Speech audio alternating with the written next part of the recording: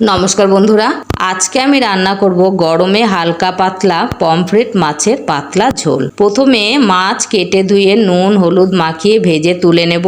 ওই তেলের মধ্যে কেটে ধুয়ে রাখা বেগুন খুব সামান্য নুন দিয়ে ভেজে তুলে নেব। আর এদিকে একটা বাটিতে জিরে গুঁড়ো আর হলুদ জল দিয়ে ভিজিয়ে রাখবো।